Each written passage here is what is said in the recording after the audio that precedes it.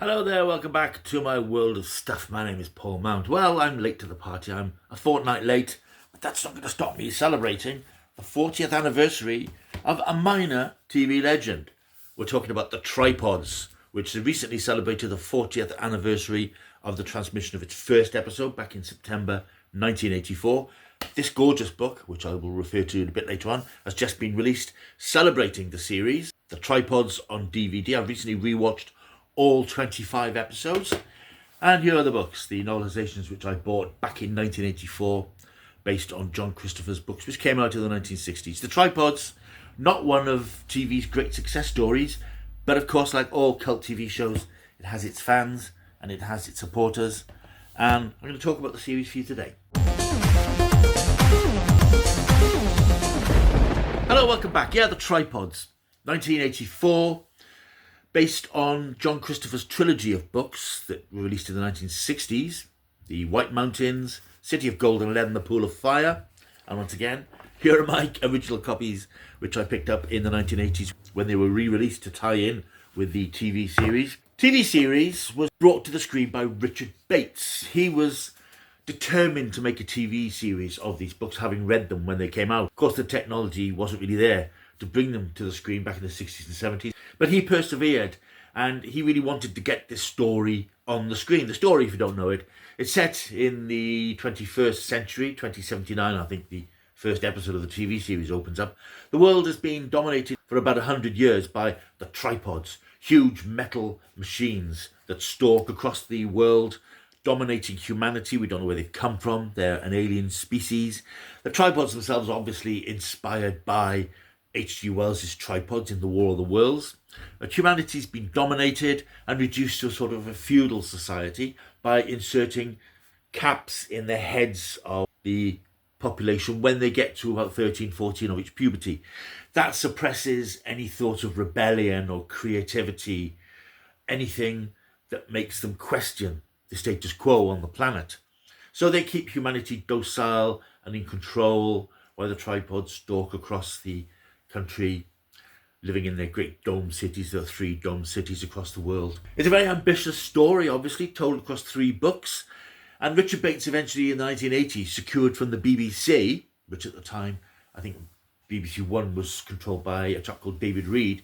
He was impressed by Richard Bates's proposal for the series, and he committed the BBC to 3 series to tell the whole story. And the book, which I'll show you again, which is available now, you can order it from Amazon. Stocks are up and down. It's quite hard to get hold of sometimes, but you should be able to get hold of it. Terrific book. It's published by Graffiti, and it's written by Chris Jones, who's a super fan who lives in New Zealand. If you've picked up the latest issue of Starburst magazine, if you haven't, why haven't you? You will find my interview with Chris about the book and about his obsession with the Tripods and his incredible dedication to bringing this book to the show's hardcore of fans. Anyway, the series went into production in 1984 after a long process of finding actors to play quite demanding physical roles in the series. The first series of 13 episodes were written by Alec Rowe. He'd started adapting the series several years earlier, but he wrote all 13 episodes of the first series. Second series was all written by Christopher Penfold. You might recognise the name from the credits of episodes of Space 1999. And there were 3 directors on board. Graham Theakston, yes, father of Jamie, directed some episodes from the first season, along with Christopher Barry, a veteran of Doctor Who, and many second season episodes were directed by Bob Blagden. Christopher Barry, in fact, was present when I did my location visit for the second season. Started on September the 15th, 1984. Anybody who saw the show and anybody who loves the show would, of course, love the iconic title sequence with those glorious early computer-generated letters, and, of course, Ken Freeman's wonderful title music. Ken Freeman went on to create the title music for Casualty, BBC's long-running medical soap / drama, which of course is still running today. I won't put the credits and that title sequence in here, copyright, but you can find it easily on YouTube if you want to be reminded of the majesty of the Tripods theme and title sequence. Now, the BBC at the time had fallen out of love with Doctor Who. The following year, of course, the show was taken off the air for 18 months. It was the beginning of the end for Doctor Who. BBC, conscious that the fact that Saturday nights were a place for family science fiction, thought that the tripods might fill the gap for a few years. First series started, and it told the story from the very beginning of Will Parker watching as his friend Jack is capped when a tripod arrives in his village. He, though, doesn't want to be capped. He thinks there's more to life than that, and he meets up with a vagrant. Vagrants are people who have not been capped. They're wanderers. They are, as the name implies, vagrants. They live out in the wilds. They have rebelled against the rule of the tripods, but they don't necessarily fight against them. They just live this independent life. He meets up with a character called Ozymandias, who tells him about the world before the tripods. And he tells him of rebels who live in the White Mountains in Europe who are planning to fight back against the tripod to rid the world of tripod oppression. Will decides to leave the village. His cousin, who lives with his family because his parents were killed by tripods, his cousin Henry joins him on their quest, and they set off to find the White Mountains. And that forms the backdrop, the basis of the first 13 episodes. In episode 3 of the series, I think it is, they meet up with a young lad, because they've now reached France. They meet up with a lad called Jean-Paul. They call him Beanpole because he's tall and wiry, and he wears glasses, which he's made himself. And they set off together to voyage across France to reach the White Mountains, which they eventually do. That's series 1.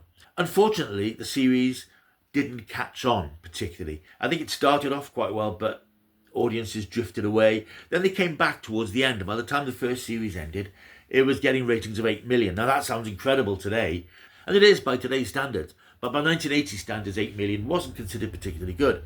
Remember, Doctor Who was getting 7-8 million when it was taken off the air the following year. It was a different ratings landscape, but I've talked about that before in previous videos. The show, however, was already in production for its second season, and that's where, as a sidebar, I just want to mention that the week after the first episode was screened in 1984, I had the opportunity to visit the location filming for season 2, and they were actually filming scenes towards the end of the season. They were quite far advanced, I think, in their production at that point. And that was my first journalistic experience, if you like, and that's what set me off on the road to writing for Starburst and various other things I've done over the years, because of that set visit that I went on. And I went to a place called Hole in the Wall near Hereford, where they were filming the scenes from towards the end of season 2, where Will is floating down the river, having escaped from the City of Gold, and Beanpole rescues him. It's a very short scene, but it took all day to film it, because that's what filming is like. So the series wasn't a massive success, and if you look at the first series, you can sort of understand people's frustration. As I said, I watched all 25 episodes again in the last few weeks, because having got involved in this book, there's a little bit by me in there incidentally from that filming sequence, and having got in a tripods mood, I thought, if I'm going to do a video about the tripods, I really need to watch the series again, because I haven't watched it since it was screened, and I have particularly disappointing memories of season 2, and it's interesting how things get inverted when you go back all this time later. The first series, however, does have problems, which I think are addressed a bit in season 2, whether inadvertently or not. This is a series called The Tripods, which promises scenes of great big war machines, and they don't appear very much in the series. Very few appearances until the end of the series. And because we're talking about quite a thin book, this is like 150 pages, unfortunately, there's a lot of padding in the episodes. There's a lot of stuff that slows down the pace of the story. We've got the boys travelling across France in the first couple of episodes, and that's quite interesting because they're aboard this ship and then they have to get across France, and there are some nice scenes set in Paris. The limitations of the special effects are a bit obvious in some places, but it's quite atmospheric. They have certain adventures in Paris. Will gets injured, and they have to pitch up at Castle Ricardo, which is this huge fairy tale Disney-esque castle. And there's a few episodes spent there where Will is sort of fated by the family, a sort of upper-class royal family in a sense, and they're played by Jeremy Young and Pamela Salem.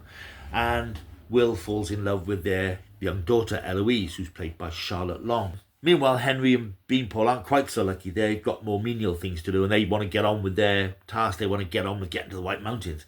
Will, however, has fallen in love with Eloise. He's become practically a prince. And he's very tempted to stay behind with Eloise and live a life of luxury in this beautiful rural location. But eventually, something happens in the story. Eloise is taken away from him, and he escapes to the castle, rejoins Beanpole and Henry, but not before he's captured by a tripod. They put a sort of tracking device under his arm, which eventually brings the tripods down upon him and the others when he reunites with them. The gadget is removed by Beanpole, but Will is injured again, and they find themselves in this farm where they spend several episodes treading grapes, treading ground, and nothing much happening until they leave and they're attacked by tripods and they find the White Mountains. That's the core storyline of the first series. But as you can see, there's not a lot of tripod action. There is a shot of a tripod in every episode, but in several episodes you just see them in the distance on the horizon walking across in the background, or a couple of scenes where they're walking across the sea. There's about 3 or 4 episodes where they actually do anything. There's a nice sort of action scene where they're shooting at the boys in, I think it's episode 12. But I think the pacing is a definite problem. I think perhaps if it had been 10 episodes, you could have dispensed with those wine growing episodes because they're just dull. They are dull.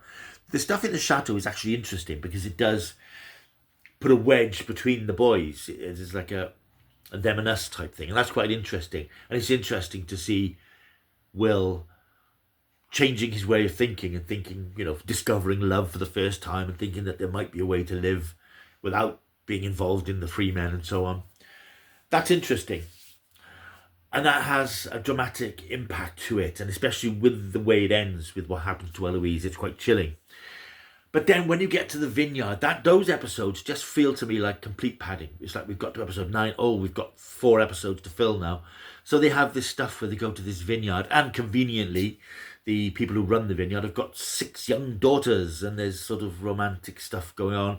And the series as a whole does have a strange attitude towards romance. Particularly in these vineyard episodes, it's a little bit disturbing, I think, from a modern perspective, because the daughters in the vineyard are quite young. They're very, very adolescent, and and there's all this stuff about them falling in love with the boys and kissing and all that sort of adolescent youth love fantasies. It's a bit odd, and we get a bit of that in the Chateau Ricordo episodes as well, but it just comes across as padding and unnecessary. We could have done away with that, and like I said, I wish the show had had 10 episodes up until that point. Before we get to season 2, however, I will talk about the casting of the series. Now, as I mentioned, the 3 main characters, they're very physical roles because they're on the go all the time. They're running about, they're fighting, they're getting into trouble, they're leaping and jumping. Very physical roles. Obviously, the characters are very young, but you have very young and inexperienced actors. John Shackley plays Will, a young Liverpool actor, not extremely experienced at the time. We have Jim Baker playing Henry, his cousin, again another theatre actor who hadn't done any television.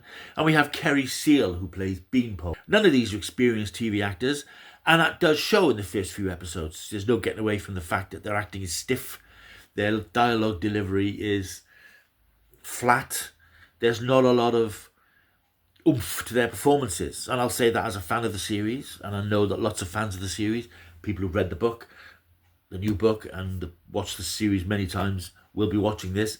It's hard to disagree that their performances aren't great.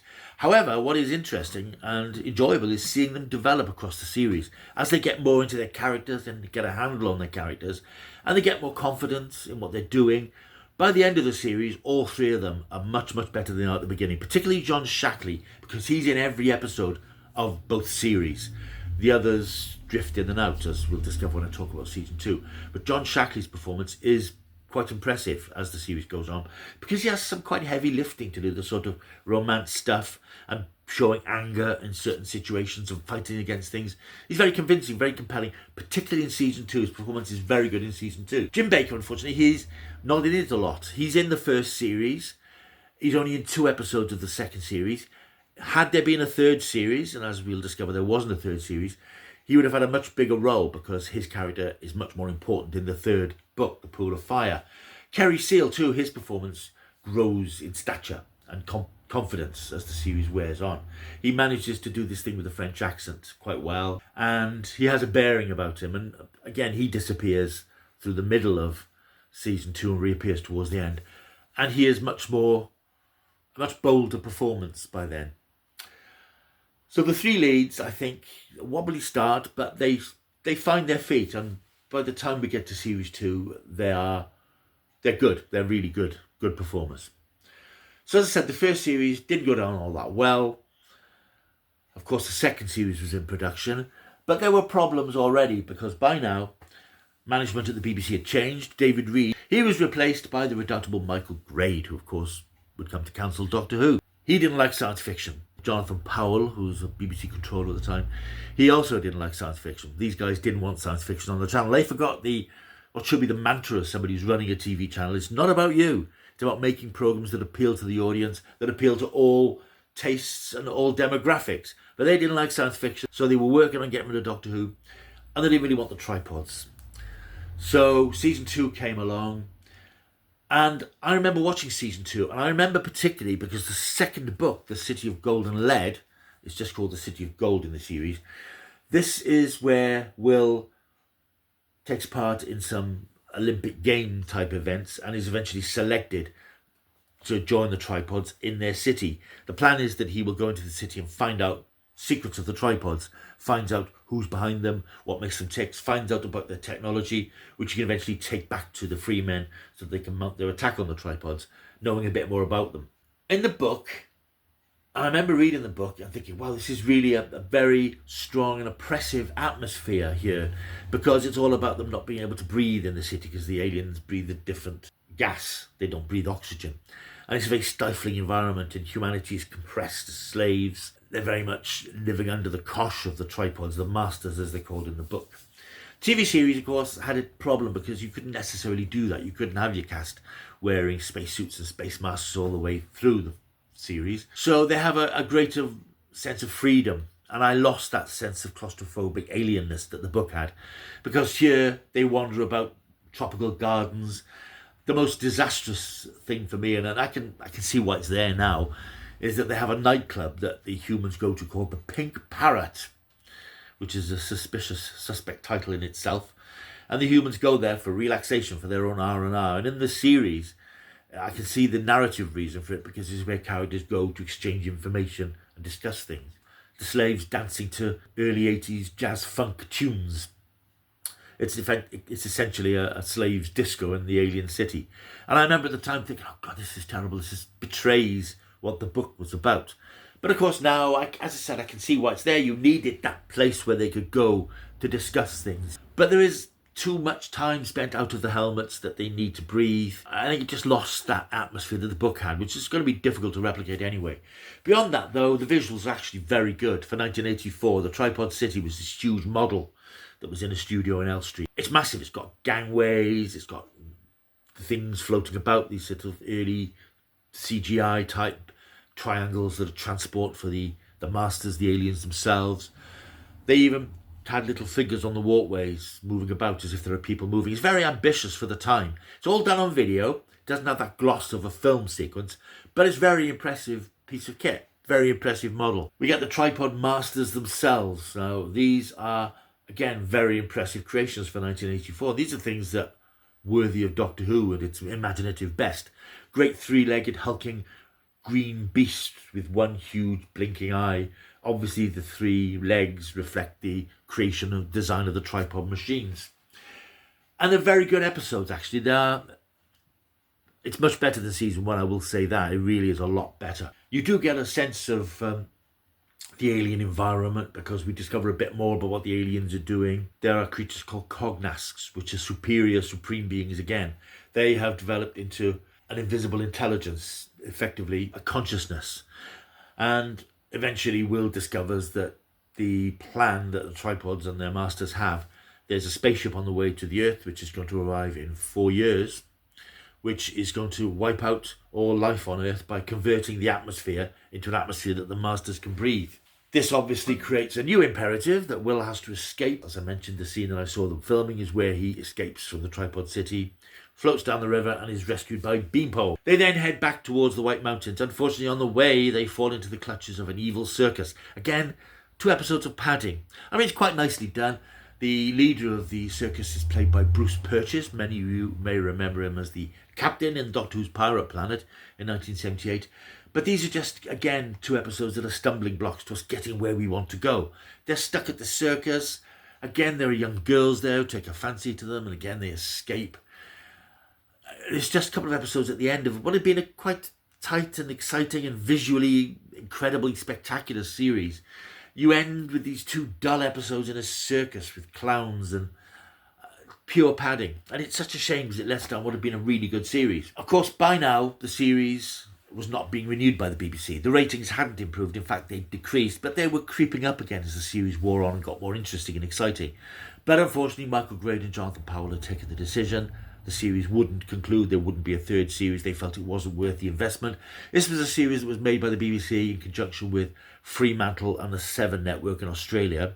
Although, as I recall from the credits of season 2, I think it might have been just Fremantle by then. They felt that the investment wasn't worth it for the return in terms of ratings.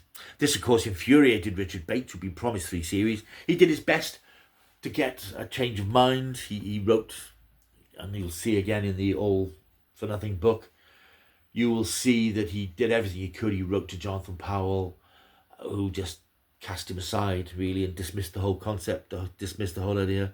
And the show ground to a halt. The series ended, of course, with Will and Beanpole getting back to the White Mountains to find that they'd been devastated and destroyed by the tripods. There's smoking ruins there. I think that actually happens in the book as well, but they find that the Freemen have actually moved on to a new place. So I think that was probably always planned to be the ending for Series 2, but as it is, Will's final line, and it's reflected in the title of the book, was, "Has it all been for nothing?" And that's how it feels. The series ends. There's no third series to resolve everything. As far as we know, mankind is wiped out. The Freemen have been wiped out. It's a very downbeat ending, which wasn't intended to be the ending, obviously. But it's very bleak because we know that in terms of the TV series, there is no more. It's a shame. It is a shame. Now, Tripods was never a huge hit, obviously. But it, like all science fiction shows, even the most marginal sci-fi shows always have a cult audience, and the Tripods has had that cult audience. And I only realised that really when talking to Chris Jones last year when he came to the UK, because I'd been to that location filming. I had some material that he was luckily able to use in the book. I only realised then that this was a show that struck a chord with a lot of people, and it meant a lot to a lot of people, as Doctor Who does to me because I watched it when I was young. I suppose it's the same with the Tripods. People watched it and became engrossed and entranced by it, and must have been devastated when it was axed. Watching it again now, it is such a good series. It really is. And when it ended, when I finished the 25th episode, I felt a real sense of sadness that I wasn't going to spend any more time with these characters. Because, as I said, the performances got so much better across the series that, whereas in the first 3 episodes, you're a bit sort of, the acting's a bit. But by the end, they're so good. The characters are so well defined.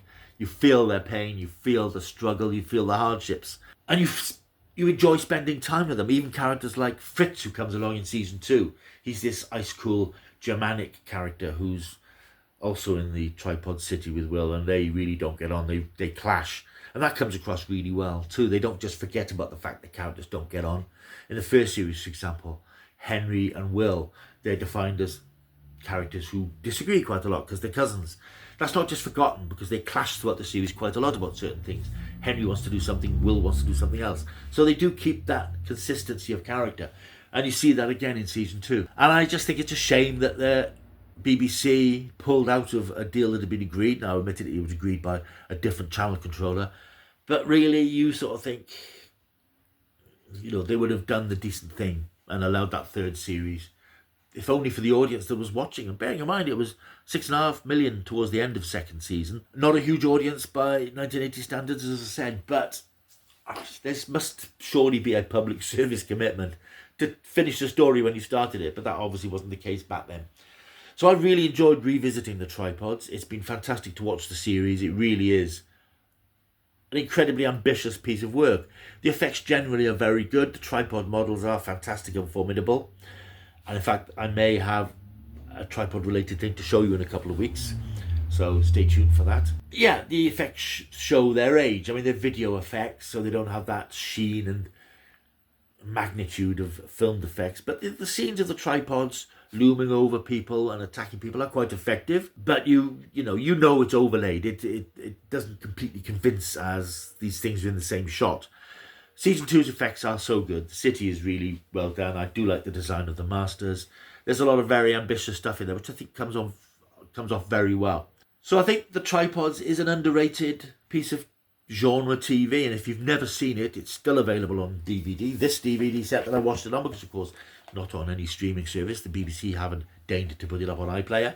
Still available. I think it's about 16 quid on Amazon, so you can still get it. And honestly, I mean, if you can put up with the long hours of certain sluggish episodes at the end of season 1 and the end of season 2, it's a really enjoyable but ultimately frustrating experience, because it's a story that doesn't finish.